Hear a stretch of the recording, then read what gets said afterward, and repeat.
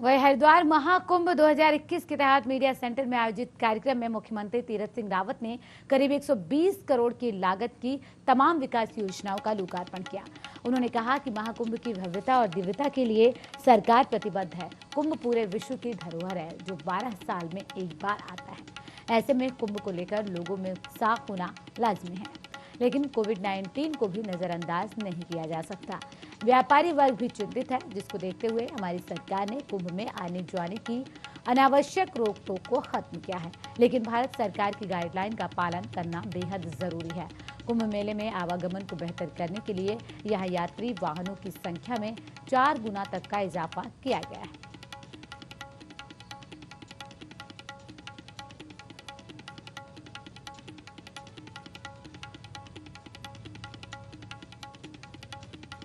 तो media centre में योजनाओं का लोकार्पण किया गया है। तमाम योजनाएं जिससे आने वाले दिनों में जनता को लाभ मिलेगा। साथ ही साथ महाकुंभ को लेकर भी तीरथ सिंह रावत सजग नजर आए। उन्होंने कहा कि 12 साल में एक बार महाकुंभ का आयोजन होता है। ऐसे में श्रद्धालुओं का उत्साहित होना लाजमी है।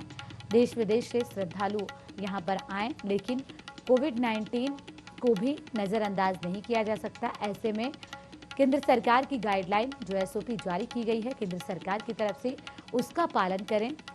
और साथ ही साथ जो यात्रियों के लिए गाड़ियां हैं उसमें भी इजाफा किया गया है। 4 गुना का इजाफा बताया जा रहा है। मुख्यमंत्री की तरफ से तमाम योजनाओं का जहां लोकार्पण किया गया, तो वहीं महाकुंभ की भव्यता को लेकर भी कहा गया कि व्यापारी वर्ग भी चिंतित है।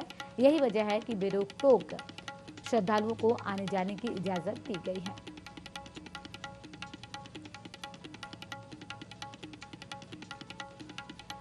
मीडिया सेंटर में तमाम योजनाओं का लोकार्पण मुख्यमंत्री तीरथ सिंह रावत ने किया।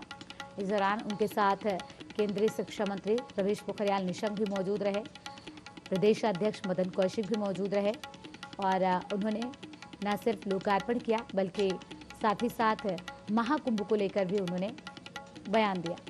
अधिक जानकारी के साथ संवाददाता नितिन देहरादून से फोन लाइन पर जुड़ गए हैं। नितिन, अगर बात करें मुख्यमंत्री की, तो तमाम योजनाओं का यहाँ पर लोकार्पण किया गया है जिसका लाभ आने वाले दिनों में जनता को मिलेगा। लेकिन अगर महाकुंभ की बात की जाए, उसको लेकर ये कहा गया है कि आस्था का परिचायक है महाकुंभ। ऐसे में जो श्रद्धालु हैं उनका आना लाजमी है। बिल्कुल बताना चाहूंगा कि मुख्यमंत्री तीरथ सिंह रावत ने ये कहा है कि महाकुंभ जो है वो पूरे विश्व की धरोहर है और ये 12 साल में एक बार आता है। ऐसे में कुंभ को लेकर लोगों में उत्साह तो जरूर था, लेकिन कोविड-19 को लेकर असमंजस की स्थितियां बनी हुई थी। इसके लिए काफी सारी नई नीतियां बनाई गई है, कई सारी नई योजनाएं लाई गई है, क्योंकि उन्होंने कहा है कि महाकुंभ की भव्यता और दिव्यता के लिए सरकार प्रतिबद्ध है। और इसी चिंता को देखते हुए सरकार ने महाकुंभ आने जाने की अनावश्यक रोक टोक को भी खत्म कर दिया है। लेकिन भारत सरकार द्वारा जारी कोविड-19 की गाइडलाइन को हर हाल में पूरा करना होगा।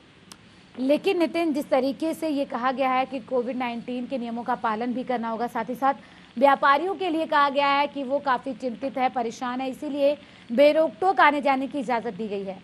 लेकिन ऐसा नहीं लग रहा आपको कि जब भारी संख्या में वहां पर भीड़ उमड़ेगी फिर कोरोना का खतरा ज्यादा बढ़ जाएगा?